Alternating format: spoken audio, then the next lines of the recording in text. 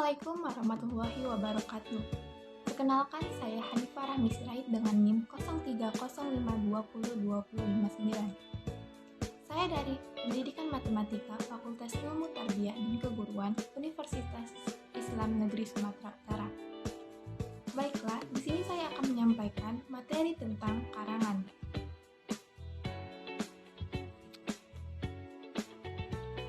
Pengertian karangan. Karangan merupakan karya tulis hasil dari kegiatan seseorang untuk mengungkapkan gagasan dan menyampaikan melalui bahasa tulis kepada pembaca untuk dipahami. Pengertian karangan adalah sebuah karya tulis yang mengungkapkan pikiran atau gagasan pengarang dalam satu kesatuan yang utuh. Atau lebih singkatnya, karangan adalah rangkaian hasil pikiran atau ungkapan perasaan yang dituangkan dalam bentuk tulisan. Tiap karangan disusun berdasarkan tema tertentu yang sebelumnya telah ditentukan oleh pengarang. Tiap paragraf karangan saling berhubungan dan mengandung gagasan utama serta gagasan penjelas. Selanjutnya yaitu ciri-ciri karangan yang baik. Pertama yaitu jelas dan mudah dipahami pembaca. Yang kedua memiliki kesatuan yang baik, artinya setiap kalimat penjelasnya logis dan mendukung ide utama paragraf. Yang ketiga memiliki organisasi yang baik, artinya setiap kalimat tersusun dengan urut dan logis. Yang keempat, efisien atau ekonomis. Keefisienan ini dibutuhkan pembaca agar lebih mudah menangkap isi dari karangan. Yang kelima, menggunakan bahasa yang mudah diterima dan dipahami pembaca. Selanjutnya yaitu unsur-unsur karangan. Yang pertama adalah gagasan atau ide. Ini adalah pendapat atau pengetahuan penulis yang nantinya akan dituangkan dalam bentuk tulisan. Yang kedua, tuturan, yaitu pengungkapan gagasan bentuk tertentu sehingga pembaca bisa memahami karangan tersebut. Yang ketiga yaitu tatanan. Tatanan yaitu penyusunan gagasan atau ide pengarang mengindahkan asas, aturan, dan teknik menulisnya. Yang keempat yaitu wahana, yaitu pengantar dari gagasan tertentu berupa bahasa tulis yang berhubungan dengan kosakata, gramatika, dan retorika. Selanjutnya yaitu topik, tema, dan judul karangan.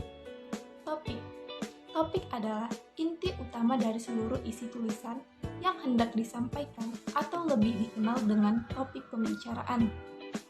Topik adalah hal yang pertama kali ditentukan ketika penulis akan membuat tulisan. Topik yang masih awal tersebut selanjutnya dikembangkan dengan membuat cakupan yang lebih sempit atau lebih luas. Terdapat beberapa kriteria untuk sebuah topik yang dikatakan baik. Di antaranya adalah topik tersebut harus mencakup keseluruhan isi tulisan, yakni mampu menjawab pertanyaan akan masalah apa yang hendak ditulis. Topik biasanya terdiri dari 1-2 kata singkat dan memiliki persamaan serta perbedaan dengan tema karangan. Persamaannya yaitu baik topik maupun tema keduanya sama-sama dapat dijadikan sebagai judul karangan. Sedangkan perbedaannya, topik masih mengandung hal yang umum sementara tema akan lebih spesifik dan lebih terarah dalam membahas suatu permasalahan. Syarat topik yang baik. Pertama, topik harus menarik perhatian penulis. Yang kedua, diketahui oleh penulis.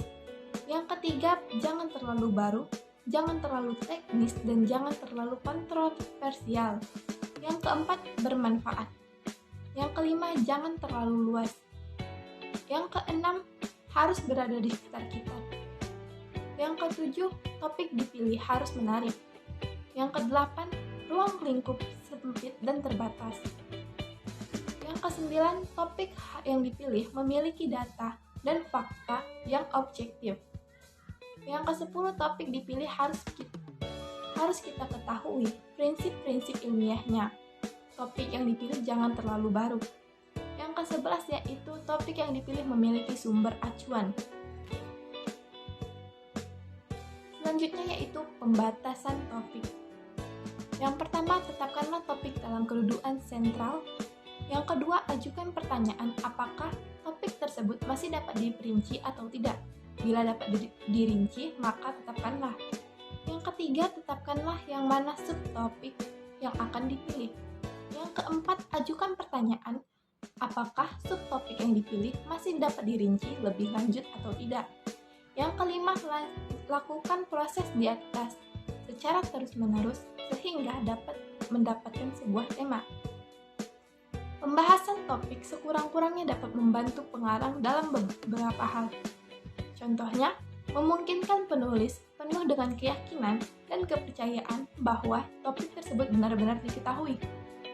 Memungkinkan penulis mengadakan penelitian yang lebih intensif mengenai masalahnya. Selanjutnya yaitu tema. Tema merupakan suatu gagasan atau ide pikiran tentang suatu hal. Salah satunya dalam membuat suatu tulisan. Dalam menulis cerpen, puisi, novel, karya tulis, dan berbagai macam jenis tulisan haruslah memiliki tema. Tema juga hal yang paling utama dilihat oleh para pembaca sebuah tulisan. Tema berarti pokok pemikiran. Pokok pemikiran tertentu yang akan disampaikan oleh penulis dalam karangnya disebut tema karangan.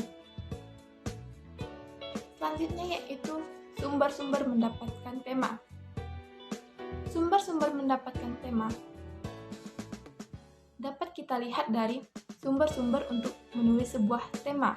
Datangnya bisa dari kapan saja, mana saja, dan di mana saja. Yaitu misalnya sumber pengalaman kita ataupun orang lain, sumber pengamatan, sumber imajinasi, dan hasil dari penalaran kita.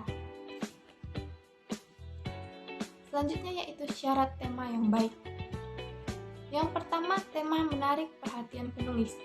Penulis berusaha terus-menerus mencari data untuk memecahkan masalah yang dihadapi agar dapat menyelesaikan karya tulis itu sebaik-baiknya. Yang kedua, tema dikenal atau diketahui dengan baik. Penulis akan berusaha sekuat tenaga mencari data melalui penelitian, observasi, wawancara, dan sebagainya, sehingga pengetahuannya mengenai masalah itu bertambah dalam. Yang ketiga, bahan-bahannya dapat diperoleh. Sebuah tema yang baik harus dapat dipikirkan apakah bahannya cukup tersedia di sekitar kita atau tidak. Yang keempat, tema dibatasi ruang lingkupnya. Tema yang terlampau umum dan luas yang mungkin belum cukup kemampuannya untuk mengharapkannya akan lebih bijaksana kalau dibatasi ruang lingkupnya. Selanjutnya yaitu judul. Judul adalah lukisan singkat suatu artikel atau disebut juga miniaturi bahasan. Judul lebih spesifik dan sering menyiaratkan permasalahan atau variabel yang akan dibahas.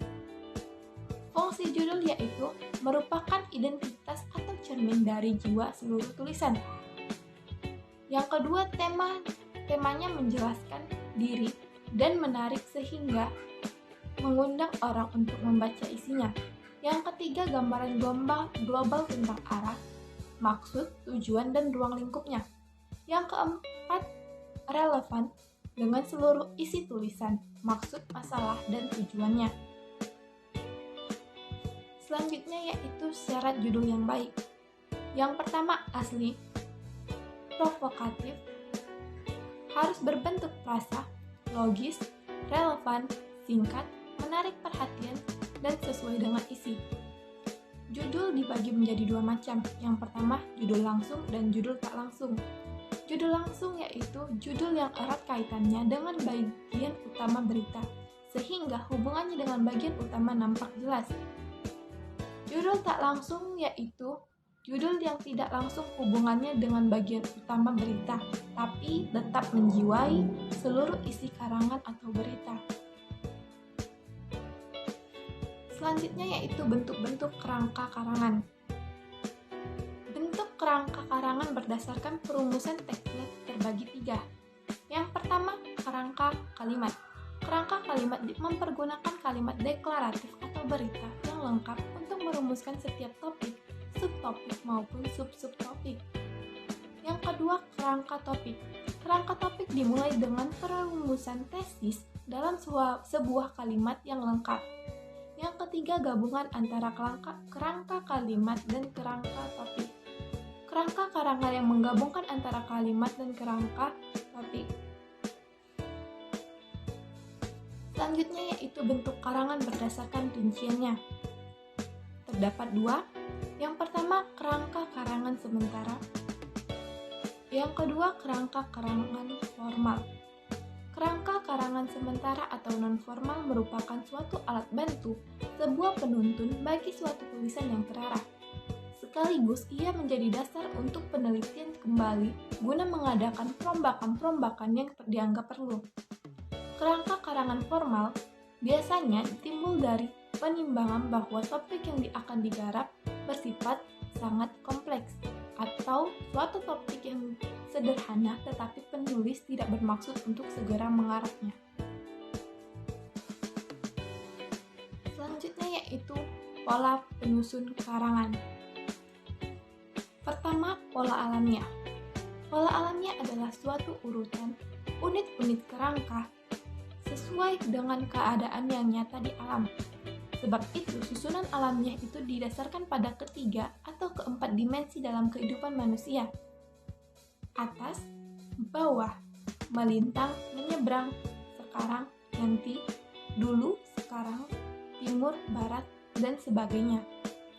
Yang kedua yaitu adalah pola logis. Manusia mempunyai suatu kesanggupan di mana manusia lebih sempurna dari makhluk yang lain, yaitu sanggup menghadapi segala sesuatu yang berada di sekitar dengan kemampuan akal budinya.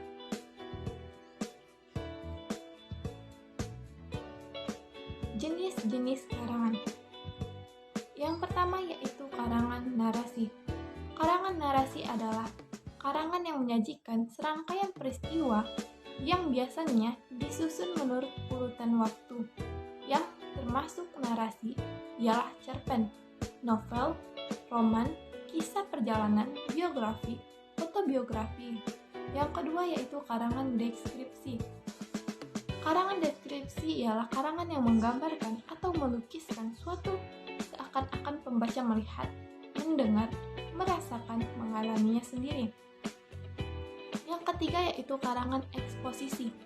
Karangan eksposisi adalah bentuk karangan yang memaparkan, memberi keterangan, menjelaskan, memberi informasi sejelas-jelasnya mengenai suatu hal. Karangan persuasi. Karangan persuasi adalah karangan yang tujuannya untuk membujuk pembaca agar mau mengikuti kemauan atau ide penulis disertai alasan, bukti, dan contoh konkret. Yang terakhir yaitu karangan argumentasi. Karangan argumentasi adalah karangan yang isinya bertujuan meyakinkan atau mempengaruhi pembaca terhadap suatu masalah dan dengan mengemukakan alasan, bukti, dan contoh yang nyata. Baiklah, sekian materi saya tentang karangan. Terima kasih sudah menonton video ini. Sampai jumpa.